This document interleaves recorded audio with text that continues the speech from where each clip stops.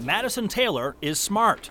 Through 4 years of high school, she never got a grade below an A-, and she aced her ACTs. We couldn't be more proud. Difficult accomplishments that she did not do just to make her dad proud. She did it for money. Madison spent her entire high school career working towards the taxpayer-funded Regents Scholarship. It is not one of those scholarships where students compete against one another for money, but rather one where every student who does the work gets the money, up to $6,000 each. I feel like I earned it. The scholarship requires 3.5 social science credits, which Madison has earned. She got the last half credit her senior year when she took and aced a semester of advanced placement psychology. Then she says she turned to her school guidance counselor for advice. After one semester, I dropped it because I realized it was fulfilling a credit I had already gotten. Turns out that was really costly advice. A letter from the Utah System of Higher Education regrets to inform Madison that she does not qualify for the scholarship.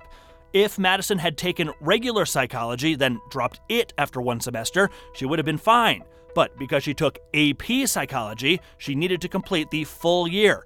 She is being penalized for taking a harder class. It's really frustrating to think like, oh, I could have just taken one of the really easy classes and I could have gotten this scholarship. When they do say finishing the entire term, it's not really clear as to what really that means. Madison and her dad appealed, saying that the rule is confusing. So confusing, it even confused her high school counselor, who told her she was fine to drop the class.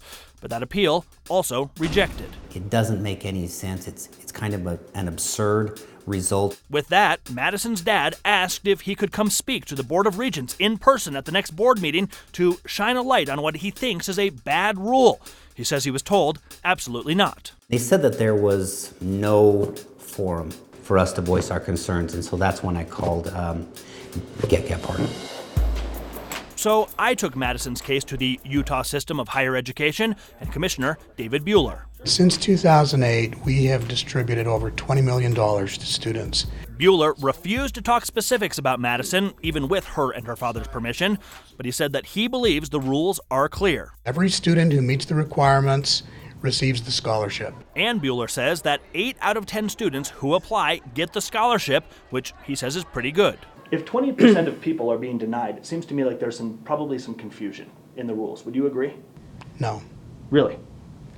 I don't know what all those reasons are, but I can say that that's a pretty high success rate. 20%, I mean, that's a B-. 80% is pretty high. Bueller says Madison should have called them rather than listening to her guidance counselor. Should school counselors be trusted? School counselors do a great job, but I don't think we can expect them to be experts on this scholarship. I was just let down because I felt I had done everything that they had asked. With her dad's help, Madison filed a second appeal.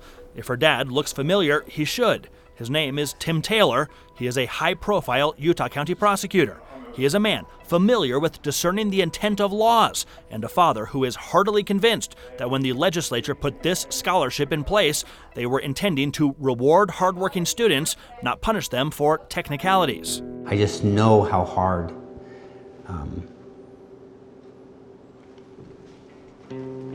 this young lady worked.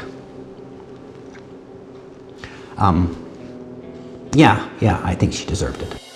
Someone agrees. News just today. A review committee assigned to Madison's case has deemed that there is confusion in the rule that cost this honor student her scholarship. So after months of fighting, she will be getting that money after all.